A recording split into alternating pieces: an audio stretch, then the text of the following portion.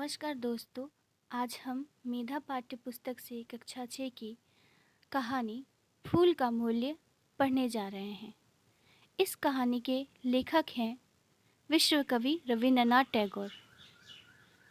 प्रस्तुत कहानी द्वारा विश्व कवि रविन्द्रनाथ टैगोर ने लोगों को यह समझाने का प्रयास किया है कि ईश्वर के प्रति प्रेम, उनकी भक्ति और उनके पवित्र रूप के समक्ष संसार की बहुमूल्य से बहुमूल्य वस्तुएं तुच्छ हैं। अब आइए हम कहानी पढ़ते हैं। शीतकाल के दिन थे। प्रचंड शीत से पुष्प सूख गए थे।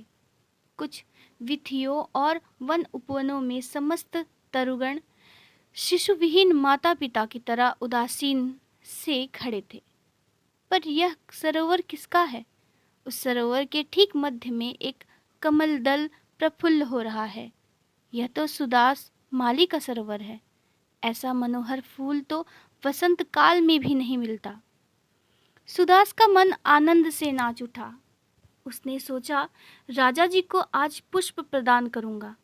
पुष्पों की प्रेमी राजा जी आज अकाल में खिले इस कमल फूल को पाकर मुंह मांगा मूल्य प्रदान करेंगे।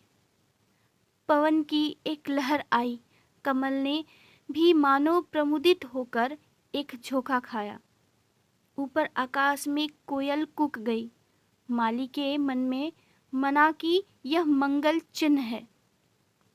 सहस्त्रदल कमल फूल को लेकर सुदास माली राजमहल के सामने प्रतीक्षित नयनों से खड़ा है।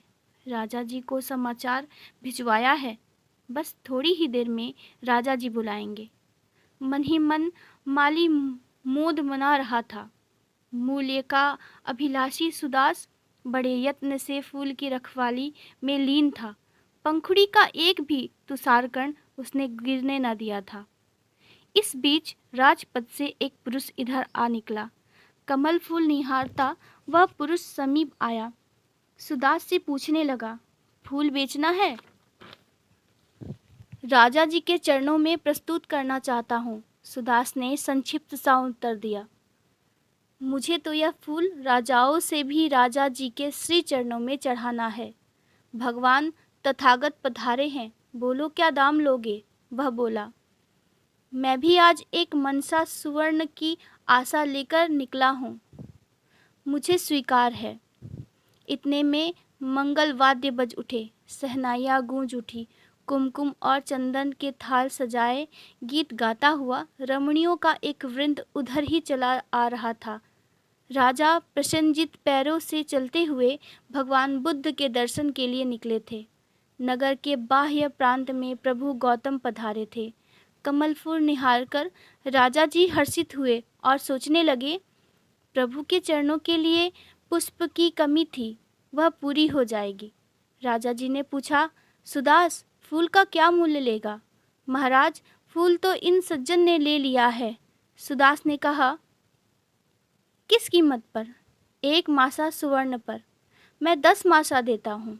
राजा जी को माथा नवाकर वह सज्जन बोल उठा, सुदास, मेरे 20 मासे। राजा जी का चेहरा कुछ उतर गया। उनका हृदय कुछ विषण्ण हो गया। इतने में वह सज्जन बोला, महाराज, आप और मैं आज भगवान बुद्ध के दर्शन के लिए निकले हैं। इस पुष्प के लिए आज आप और मैं राजा प्रजा के रूप में नहीं खड़े हैं, बल्कि 2 भक्त के रूप में उपस्थित हैं। बुरा न मानिएगा राजन, आज हम भक्ति के प्रवाह में दुनियादारी की मर्यादा नहीं मानना चाहते। स्मृतिपूर्ण वाणी में राजा जी ने कहा, हे भक्तजन, मैं राजी हूँ। प्रसन्नतापूर्वक मांग प्रस्तुत करो।